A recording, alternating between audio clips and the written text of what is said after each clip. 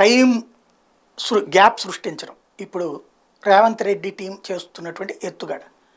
అధికారంలోకి వచ్చిన 100 రోజుల్లో అమలు చేస్తామన్నటువంటి పథకాలకి ఇప్పుడు దరఖాస్తులు తీసుకుంటారు. అంటే ఎప్పుడు అమలు చేస్తారు? 2 నెలలు పడద్దా, 3 నెలలు పడద్దా, 5 నెలలు పడద్దా? ఇంటింటి సర్వే ఉంది, లేదా ఆన్లైన్లో పెట్టేసుకోవచ్చు.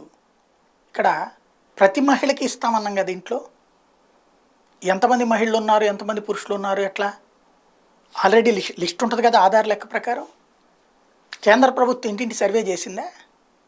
డైరెక్ట్గా డబ్బులు వేస్తుంది కదా, లేదా ఆన్లైన్లోనే కదా పెట్టింది. రైతులకు సంబంధించి ఇస్తున్నటువంటి 6,000 కూడా డైరెక్ట్గానే చేస్తున్నారు కదా. ఇప్పుడు సరే లెక్క చెప్పండి, ఎన్ని రోజులు లోపిస్తారు?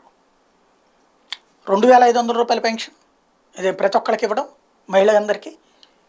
అట్లాగే అసలు ఏంటి మీరు పెట్టే అర్హత ఏంటి? ప్రతి ఒక్కరికి ఇస్తామన్నారా, లేకపోతే పేదరికపు రేటు దిగువన ఉన్న వాళ్ళకి ఇస్తామన్నారా? ప్రతి మహిళకి ఇస్తామని చెప్పారు కదా. అట్లాగే ప్రతి నిరుద్యోగికి 10th క్లాస్ పాస్ అయితే ఎంత, ఇంటర్మీడియట్ పాస్ అయితే ఎంత, డిగ్రీ పాస్ అయితే ఎంత, పీజీ పాస్ అయితే ఎంత అని చెప్పారు కదా. మళ్ళీ ఇందులో అప్లై చేసుకోవడం, డబ్బులు ఇవన్నీ ఏంటి? సరే అప్లై చేసుకుంటారు. ఏంటి మీరు చెప్పే క్రైటీరియా ఏంటి? ఎంత ఆదాయంలో వాళ్ళకి ఇస్తారా, లేకపోతే అందరికీ ఇస్తారా? ప్రస్తుతం అందరూ అప్లై చేసుకొని చూస్తాం అంటే 2-3 నెలల పాటు ఇది సాగిపోతుందిగా. అర్హతలు ముందు చెప్పాలి కదా. అర్హతలు అందరికీ అని చెప్పారు. ఇప్పుడు ఏంటి?